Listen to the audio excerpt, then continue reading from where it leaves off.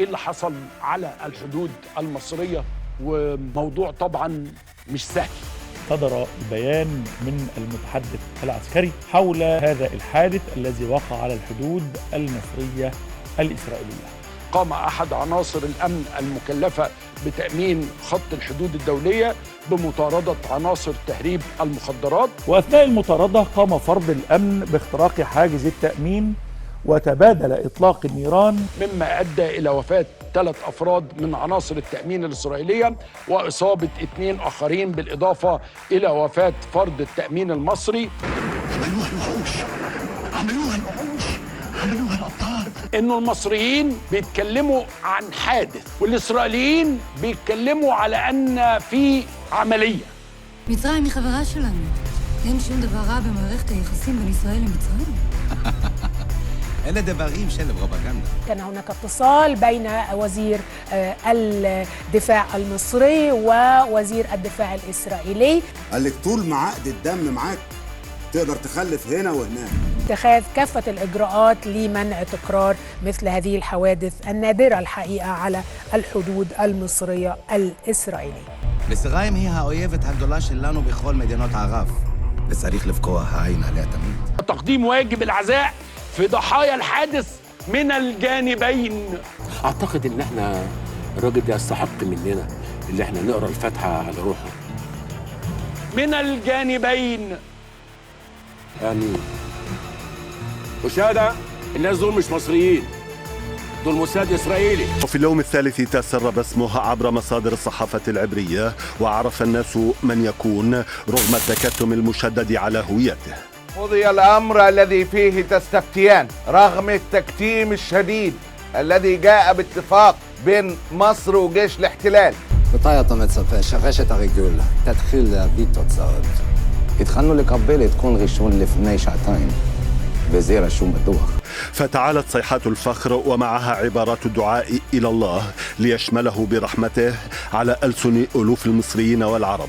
دفن سرا وسط أعداد لا تزيد عن أعداد الإيد الواحدة من أسرته. وأنا في مكتبي في التكييف في مصر كنت دايما بسأل نفسي إيه لازمة اللي احنا بنعمله؟ وبالأمر لا جنازة شعبية ولا عسكرية. وليه مستحملين دول ودول وساكتين؟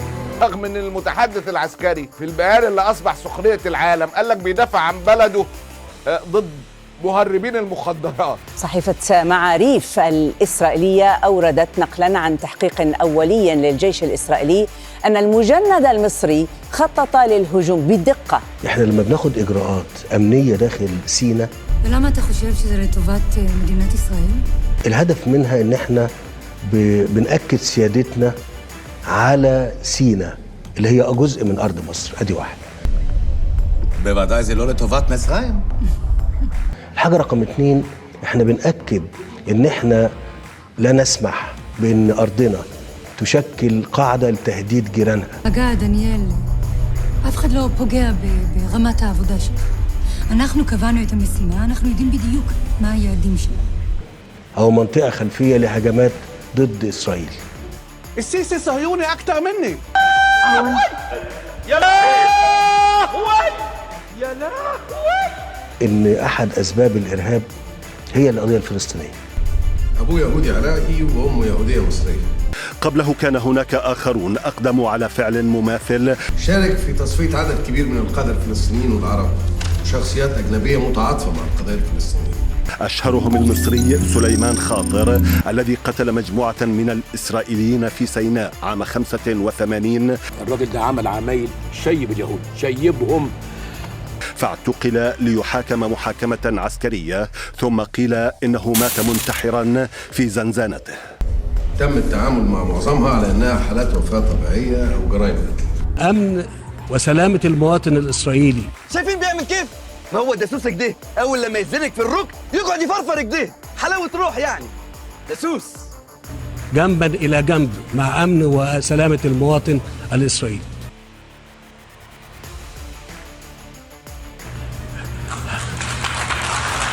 الدسوس أهو، الدسوس أهو. الأمن القومي المصري خط أحمر. يا ابني المتغير بقى، غير بقى، غيروا يا ولاد كفرة يا ملحدين. ما عندناش حاجة نداريها، مش هنستخبى ورا صباعنا. الناس تقول لك ده كل الدول وكل المحطات شغاله على الموضوع، انتوا فين؟ احنا اهو يا سيدي. غيروا يا كفره يا ولاد فإن الجيش الإسرائيلي قال إنه أحبط فجر السبت محاولة لتهريب كميات كبيرة من المخدرات. انتوا عارفين يعني ايه ينزل ب7-8 مليار مخدرات في البلد؟ السلام، هو ده يا ريس ستموني يا حته المؤلفين يا مكيفه، ادي الكلام اللي يجيب فلوس. بيان مصر قالت ان هذا الشرطي قد قام بمطاردة مهربين. إن الجيش الإسرائيلي تجدد إطلاق النار في محيط نقطة المراقبة، وقال إنه أسفر عن قتل جندي إسرائيلي ثالث وإصابة ضابط. وأمر الجنود والجيش وكل من له صلة بالصمت وابتلاع المهانة. دمنا حلال للإسرائيليين. ان شاء الله البيوت دي هتتبني تاني وهيرجع لها اهلها وناسها، والجدار ده في يوم من الايام هيبقى سجن ليهم مش لينا. ده بيان رسمي يا جماعه من جهه محترمه مسؤوله ملتزمه بكل دقه. المعلومات اللي عايز اوصل لها موجوده في مكتب ضابط في الموساد. الحاكم العربي وجهين عنده، وجه أمام الميكروفون والكاميرات، بس المجازفه هنا مطلوب، ولو في احتمال 1% ان انا اكون صح يبقى لازم ادخل مبنى الموساد اجيب المعلومات دي بنفسي. شهيد، لا ده بطل، لا ده عنتر، لا غلط، لا صح، لا مين، محدش عارف القصه. ووجه تاني وراء الكواليس عندما يجتمع مع الصهاينة. هم دول الموساد، يتخطوا حدودهم ويطمعوا في حدودك انت، والبجاحة يرفعوا في وشك السلاح يهزوا هيبتك قدام اهلك وناسك ورجالتك. الجيش الإسرائيلي أوضح أن منفذ الهجوم شرطي مصري ووصفه بالمخرب. شالوم زهر شيون شلي.